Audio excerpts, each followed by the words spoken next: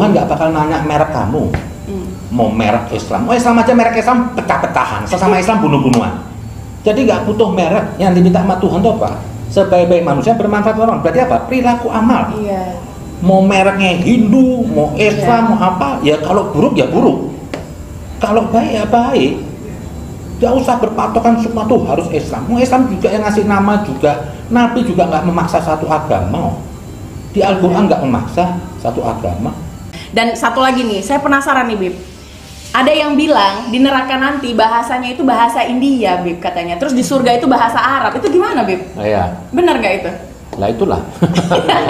Aduh. Saya kadang-kadang ngadepin orang-orang Islam gini nih.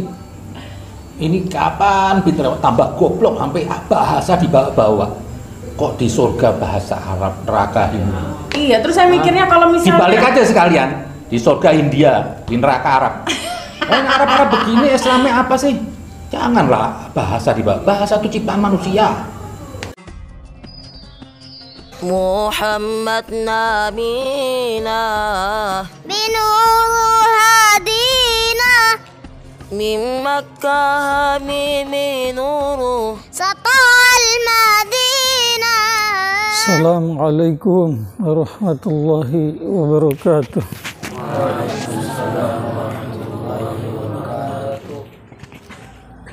Subhanaka la ilma lana illa ma 'allamtana innaka antal alimul hakim. Rabbi zidni ilma warzuqni fahma amma ba'd. Berbohong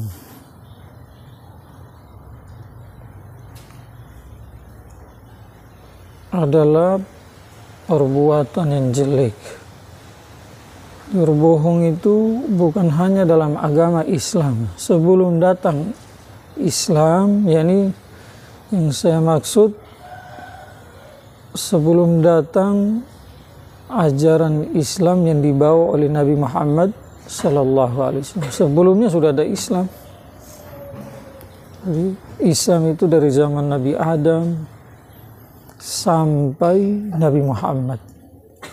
Walaupun nanti di antara Nabi satu dan Nabi yang lain pelencengan mulai terjadi. Di zaman jahiliyah itu artinya setiap individu orang bahkan juga menganggap bohong itu adalah satu perbuatan yang jelek. Itu bohong sesama kita saja itu. Misalkan kamu itu berjanji sama satu orang. Setelah berjanji kamu ingkari. Bohong toh?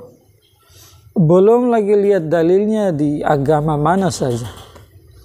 Atau dari kitab mana saja.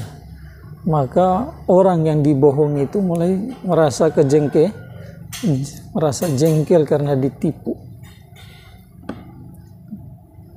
Setelah datang Nabi Muhammad SAW melanjutkan ajaran Islam dan menyempurnakan agama Islam yang sudah ada di muka bumi itu yang diturunkan oleh Allah Subhanahu Wa Taala, maka tinggal dikokohkan sama Islam itu bahwa bohong itu adalah perbuatan tercela, perbuatan hina, dan sifat bohong menyebabkan laknat Allah tuh turun.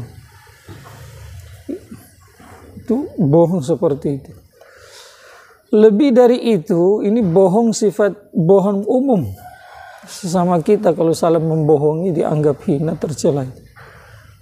Tingkatan bohong tertinggi adalah memutar balik fakta yang Allah turunkan dalam Al-Quran atau lewat hadis-hadis Nabi Shallallahu Alaihi Wasallam. Jadi itu kebohongannya lebih parah lagi. Salah satu contoh misalkan mengatakan bahwa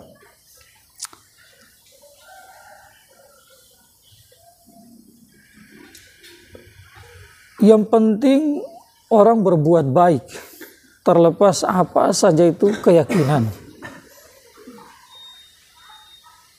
Paham tidak?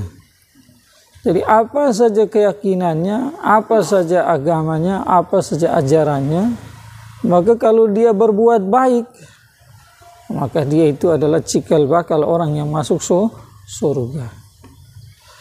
Ini satu pembohongan besar yang sebelum datang Dajjal yang besar itu. Salah satu dari alamat-alamat besar dari hari kiamat itu datangnya Dajjal. Maka ini adalah orang yang berbohong seperti ini adalah perintis untuk datangnya Dajjal itu. Dajjal yang besar. Jelas dalam Al-Quranul Karim dan semua kitab samawi itu, baik Taurat, Injil, Zabur, dan paham tidak? Di situ diasaskan, di dalam kitab kita itu mengasaskan bahwa kebaikan akan dihitung kalau orang itu beriman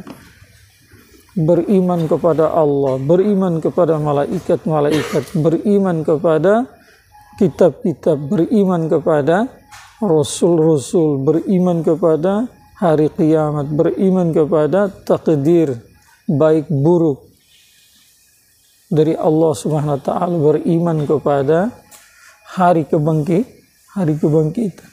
Dan semua apa-apa yang disuruh diimani maka wajib diimani. Orang yang tidak beriman dari salah satu dengan apa yang kita sebutkan tadi itu dan rinciannya lagi ke depan itu, maka orang itu walaupun dia berbuat baik amalannya tidak diterima oleh Allah.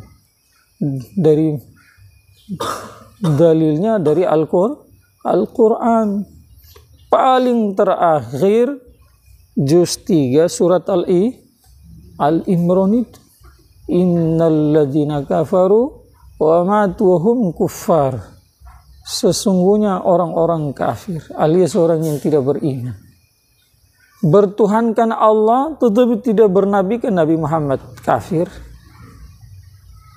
Bertuhankan Allah tetapi sembah patung-patung, kafir. Bertuhankan Allah tetapi mengingkari salah satu dari kitab Allah, kitab yang asli yang saya maksud. Al-Quran dia tidak imani, yang diimani hanya Injil asli saja, kafir. Al-Quran dia tidak imani, yang dia imani adalah Taurat asli saja, kafir. Atau Al-Quran dia imani tetapi dia ingkari Injil asli, kafir. Dia tidak beriman. Maka lanjutan Allah sampaikan, fala yuqba, sekali-kali tidak akan diterima. Kapan saja sebelum dia beriman itu. Min ahadihim mil'ul ardi zahabah. Salah satu dari mereka, kalau dibayangkan itu, ini pengandaian walaupun mustahil terjadi. Mustahil. Jadi pengandaian itu Allah kasih gambaran dengan contoh yang begitu besar itu dia punya kekayaan yang dia belanjakan di jalan yang bagus. Sepenuh bumi ini dari timur barat, utara selatan, dari dunia sampai langit dunia, dari bumi sampai langit dunia, ini dia dipenuhi dengan emas. Semua itu dia belanjakan di jalan yang bagus. Maka Allah sampaikan fala yuqbal, sekali-kali tidak diterima. Terus hari kiamat Allah sampaikan ulaika lahum azabun alim. Mereka bagi mereka itu adalah azab yang pedih. Wa ma lahum min nasirin. Kelak pada hari kiamat tidak ada penolong bagi mereka. Jadi sudah clear. Maka kalau ada orang yang memproklamirkan, menzohirkan dia orang Islam, kemudian ucapan dia, keyakinan dia bertentangan dengan ayat Al-Quran seperti ini, kamu yakini dia itu pembohong, dia bukan orang Islam, bukan orang beriman. Dalam ayat lain juga Allah sampaikan innal ladzina kafaru wa matu hum kuffar, sesungguhnya orang kafir dan mati dalam keadaan kafir. ulaika alaihim la'natullahi wal malaikati wan nasi ajma'in. Mereka lah orang-orang yang ke atas mereka itu laknat Allah, laknatnya para malaikat dan seluruh manusia. Khalidina fiha la yukhaffafu anhumul azab wa lahum yunzarun. Mereka berada di dalam neraka selama-lamanya dan sedikit pun tidak akan diringankan bagi mereka azab, dan mereka tidak akan dilihat. Paham tidak? Orang kafir Allah sampaikan mengenai mereka dalam surat An-Naba itu, fadzuqu, rasakan azab, falan nazidakum illa azab, kami tidak akan tambah kepada kamu melainkan azab. Jadi azabnya itu bukan hitungan hari, jadi setiap detik bertambah dan tidak bakalan keluar dari sini. Ini banyak ayat. Maka ingat, orang yang bilang begini adalah pembohong besar, memutar balik fakta.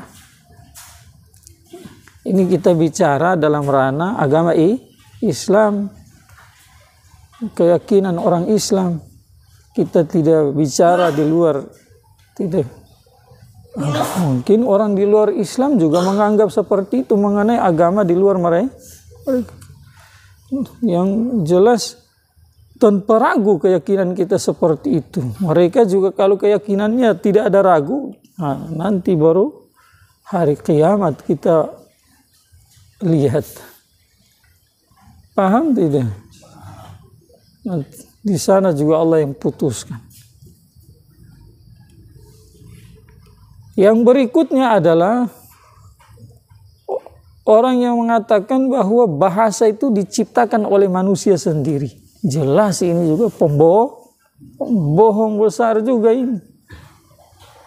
Suratul Rahman itu di awal-awalnya Allah sampaikan Ar-Rahman, 'allamal Qur'an, khalaqal insan, 'allamahul bayan.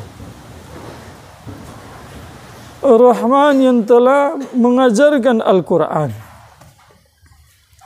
Kemudian dia ciptakan manusia, 'allamahul bayan. Ciptakan dan dia ajarkan dia berbicara. Berbicara, kamu lahir langsung bisa bicara. Umumnya tidak seperti itu. Kecuali ada bayi-bayi khusus yang Allah nampakkan kudratnya dari mereka itu. Seperti dalam surat Yusuf, kisah Zulaikha dan Nabi Yusuf alaihi salam itu. Saat Zulaikha mengatakan Yusuf ingin melakukan perbuatan buruk dengan saya, Yusuf mengatakan dia yang menggoda saya melarikan diri. Dia tarik baju dari belakang, robek. Maka wasyahida syahidum min ahliha, anak kecil yang saat itu masih di dalam gendongan yang seharusnya belum bisa bicara, maka anak itu bersaksi. Kalau bajunya robek dari depan, maka fasadaqat wa huwa minal kadzibin. Zulaikha betul, Yusuf alaihissalam bohong. Tetapi kalau bajunya robek dari belakang, fakadzabat wa huwa minas shadiqin. Maka Zulaikha bohong, Yusuf alaihissalam berkata jujur. Juga di dalam suratul Iqra, suratul apa? Ayat kelima. 'Allamal insana ma lam ya'lam. Allah ajarkan manusia apa-apa yang dia tidak tahu. Yang saya sampaikan tadi, saat manusia lahir langsung bisa bicara. Tidak tahu apa-apa dia itu. Lahir pelan-pelan mulai diajarkan. Wasilah orang tua, wasilah kakak, wasilah nenek, perantara maksud. Itu sebab sebagai ujian, tetapi hakikatnya yang ajar siapa? Allah SWT. Jadi yang ajarkan manusia berbicara itu bahasa-bahasa adalah Allah. Jangan bilang manusia itu mencetak bahasanya sendiri, pencipta bahasanya sendiri. Paham tidak? Yang berikutnya adalah kita akui orang Islam bahwa kitab yang diturunkan oleh Allah dari langit, kitab samawi yang kita juluki itu ada 4. Zabur, Taurat, Injil, yang terakhir Al-Quran. Maka dari kitab ini nih, dari kitab 4 ini yang dijamin oleh Allah tanpa ragu menurut keyakinan orang Islam, dijamin agar supaya tidak diotak-atik itu, tidak dirubah-rubah, hanya satu kitab saja. Ini adalah Al-Quran. Sebagaimana dalam Al-Quran itu juz 14, juz berapa? Di awal-awal itu Allah sampaikan, inna nahnu nazzalna dzikra wa inna lahu lahafizun. Sesungguhnya kamilah yang menurunkan Al-Quran dan kamilah yang menjaganya. Paham tidak? Sementara selain kitab Al-Quran tidak ada dijamin, tidak ada jaminan dari Allah untuk menjaga itu kitab. Dan Al-Quran menjadi saksi bahwa kitab-kitab itu sudah dirubah.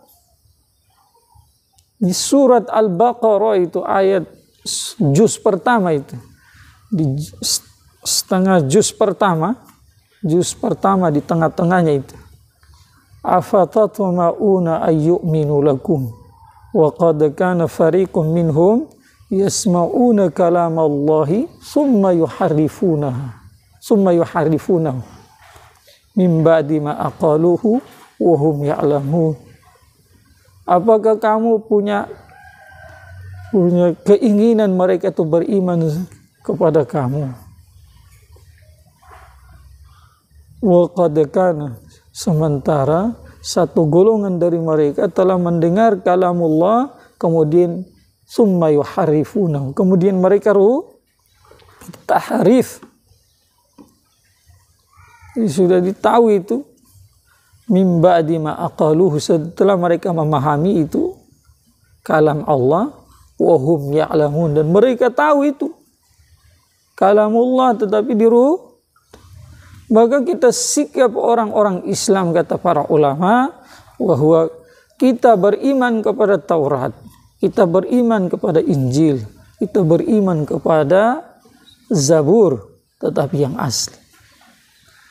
Sekarang Injil yang ada ini, yang asli kita imani, yang tidak asli kita tidak imani. Mana yang asli, mana yang palsu, hanya Allah yang tahu, karena di tangan kita juga tidak ada yang asli yang menjadi barometer supaya kita mengukur mana itu Injil. Tetapi mana Injil yang asli, Zabur asli, Taurat asli. Cuma langkah hati-hati yang diajarkan oleh ulama-ulama kita adalah mengimani yang asli. Kalau ada yang mengatakan, kamu mengatakan sudah ada perubahan, sementara kamu tidak punya bukti, cukup bagi kami apa yang disampaikan oleh Allah. Jawabannya itu cukup bagi kami apa yang disampaikan oleh Allah lewat Al-Quran. Bahwa dalam kitab-kitab itu sudah ada perubahan. Karena di awal-awal Al-Quran Allah sampaikan, zalikal kitabu la raiba fihi. Ini kitab di dalamnya tidak ada keraguan. Maka kami tidak punya Injil, Taurat, Zabur asli untuk menjadikan barometer itu sebagai tolak ukur bahwa kita mau vonis ini salah, ini betul, ini asli, ini palsu. Tetapi tanpa ada Injil asli, yang jelas Allah sudah sampaikan lewat kalamnya Al-Quran yang diturunkan lewat Jibril alaihissalam ke atas Nabi Muhammad SAW, bahwa dalam kitab-kitab itu sudah ada perubahan yang wajib kita ingkari itu. Makanya langkah hati-hati kita tetap beriman tetapi yang asli, untuk yang asli-asli. Dari 4 kitab tadi juga mushaf-mushaf yang diturunkan oleh Allah. Paham tidak? Nah, makanya orang yang berkhilaf dengan perkara tadi jelas pembohong. Jangan didengar, kalaupun didengar jangan diikuti. Wajib diingkari. Paham ya? Yang berikutnya adalah mengenai bahasa ahli surga. Jadi bahasa ahli surga itu bahasa apa? Nomor 1, ya mau bahasa apa saja itu tidak perlu kita perdebatkan. Kalaupun mungkin riwayatnya banyak bertentangan, ulama berbeda pendapat. Toh? Tetapi secara zahir di dalam Al-Quran itu 1-2 lafaz yang Allah sampaikan bahwa nanti ahli surga kelak pada hari kiamat mereka akan ucapan mereka yang Allah nukilkan dalam Al-Quran itu adalah menggunakan bahasa Arab.